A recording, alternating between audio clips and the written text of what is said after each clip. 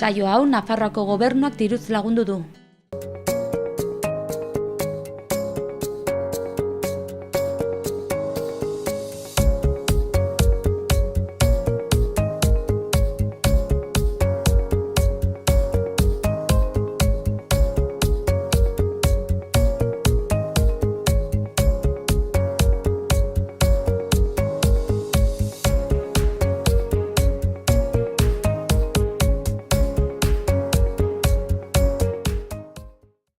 Kaixo, ongetorri gaur ere egunez egun saiora. Gai anitzak ditugu gaurkoan, baina kultura jorratuko dugu nagusiki.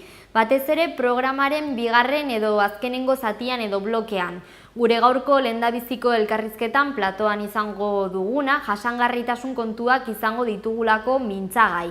Bakarne Atxukarro, Iruñerriko mankomunitateko komunikazio teknikaria etorriko da, ez da bere lehendabiziko aldia hemen, eta Berriozar herriko Emaus zentro berrian gauzatzen ari diren tailerrak edo lantegiak aurkeztuko dizkigu.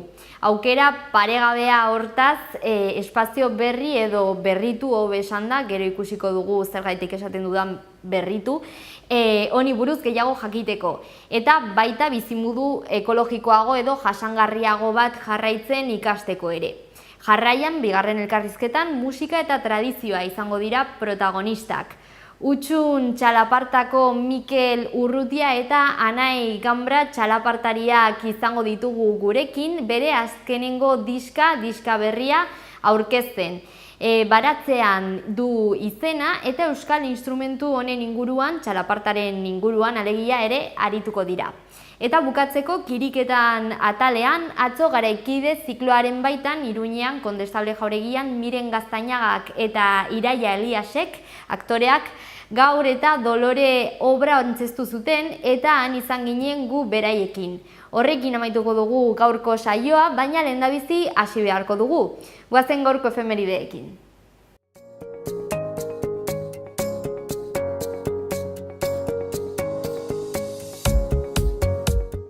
Lehendabiziko efemeridea 1783an gertatu zen. Frantziako iraultzaren testuinguruan, Maria Antonieta Frantziako eta Nafarroako erregina izan zena Parisen gilotinatu egin zuten. Eta Frantziatik Alemaniara pasako gara. 1919an Munich hiriko taberna batetan Adolf Hitlerrek bere lehendabiziko mitina eman zuen. 300 pertsona gerturatu ziren.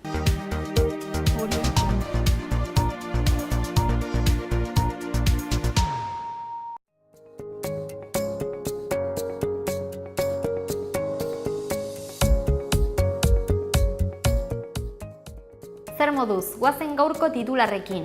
Iruñeko udala Zitadelako arma aretoaren sarbidea aldatzen ari da. Biomasa galdara jartzeko prestatze lanak ere hasi egin dira.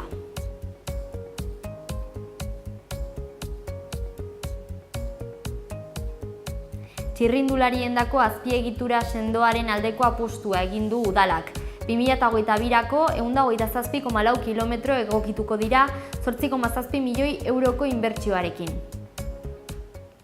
Sadar Konekta proiektuko gazteek helduko den larunbatean gauzatuko den ibaiaren garbiketan parte hartzeko deialdia edo goinbidapena zabaldu egin dute.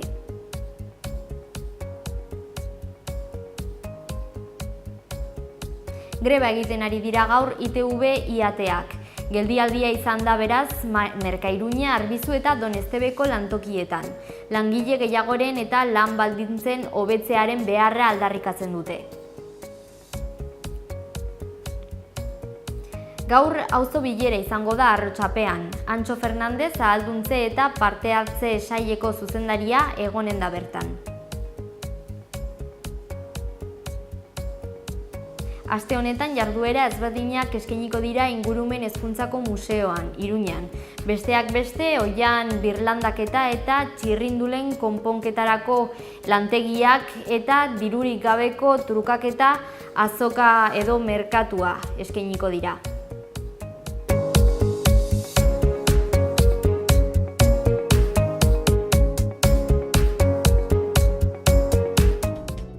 Ea zenolako azalak ditugun gaurko egunkarietan eta Diario de Navarrarekin hasiko gara.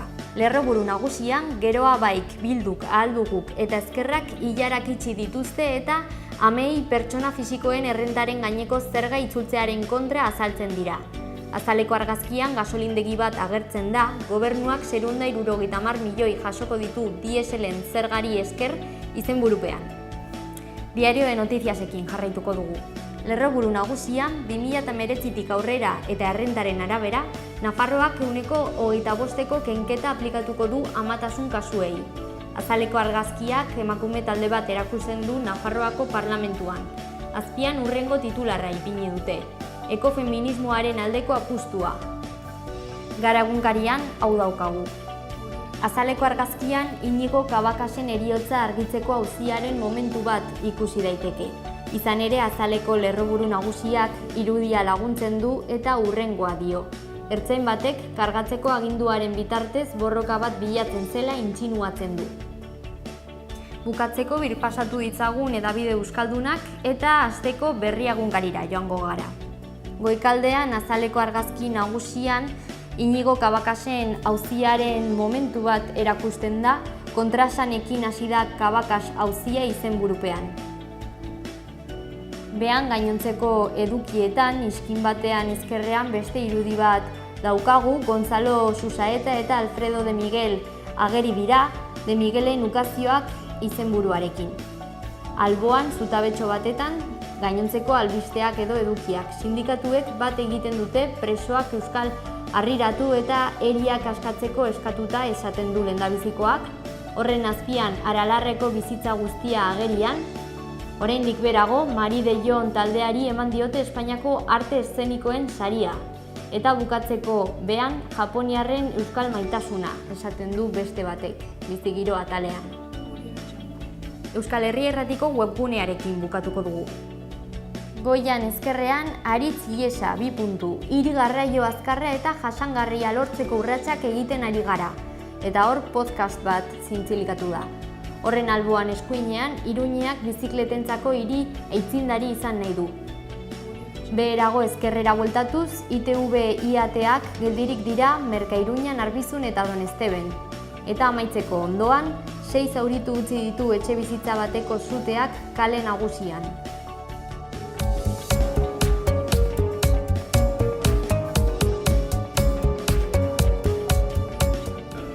Agenda ezagutzeko unea, goazen. Gaur eta azaroaren 3 arte Sarasate pasalekuan Picasso el viaje del Guernica deritzon erakusketa ikusgai egongo da. Sarrera librea da. Gaur arratsaldeko 6ak eta 4 Mendillorriko liburutegian ipuin kontalaria euskeraz. Doakoa. Gaur arratsaldeko 7 Mendillorriko Zibiboxean proiekzio bat. Los pájaros. Doakoa baina goinbidapena behar da.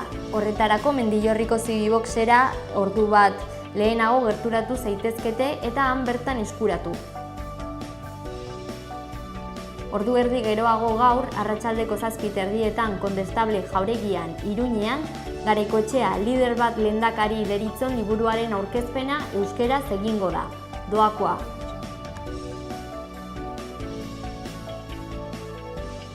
Ordu berean gaur arratsaldeko 7:30 Sanduzelaiko liburutegian hitzaldi bat gazteleraz. Cómo se hace una novela. Gaur ere arratsaldeko 8 Gaiarre antzokian Aftercage jaialdiaren baitan Intimidad, proyección política desde el arte izenburua duen ikuskizuna eskainiko da. Sarrerak 10 euro balio du. Bukatzeko urriaren 27an Iruñean mobilizazioa egingo da behingoz lelopean. Euskara ofiziala izatea Nafarroa osoan aldarrikatu edo eskatu egingo da, eta esan bezala arratsaldeko 5 izango da Iruñeko puntu ezberdinetan. Gaztelu plazatik, Medialuna parketik eta Iturrama eta Bejeras kaleen arteko bidegurutzetik irtengo da, autobus geltokiko belardian bukatzeko.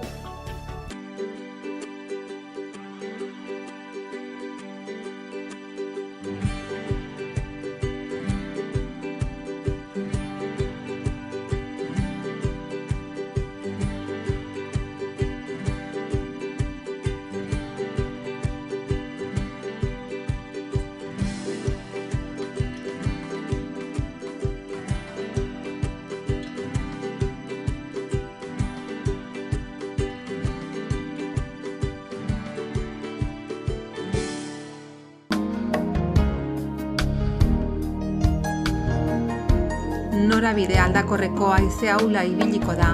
Egunean zehar arratsaldean ipar osagaiti finkatuko da tarte biziekin. Temperatura maksimoetan aldaketarik ez.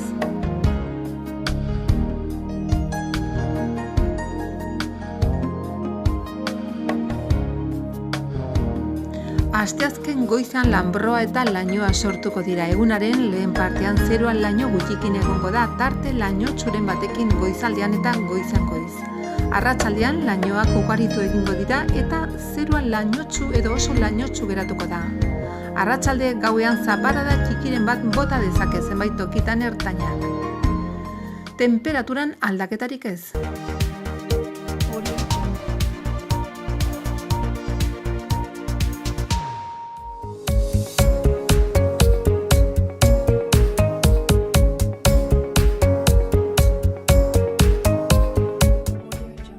Aurrera egin dezagun Iruñe herriko albisteak ikusiz. Goazen lehenengo Burlata herrira.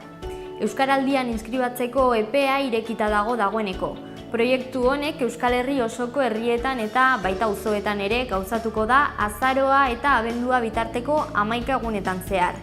Baita Burlatan ere, hizkuntzarekiko ohiturak aldatzea du helburu ekimenak eta esan bezala izen eman daiteke. Horretarako izenematea.euskaraldia.eus webgunera jo dezakezue eta hemendik animatzen zaituztegu.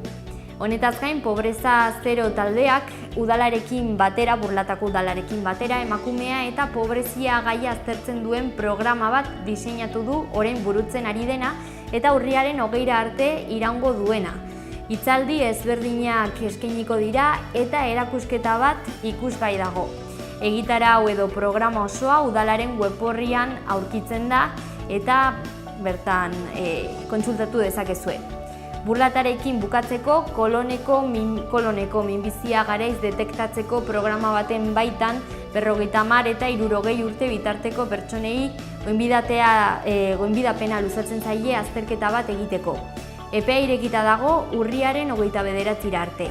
Interesatuek 848-42-94-88 zenbakira deitu dezakete. Goazen orain Berriozarrera.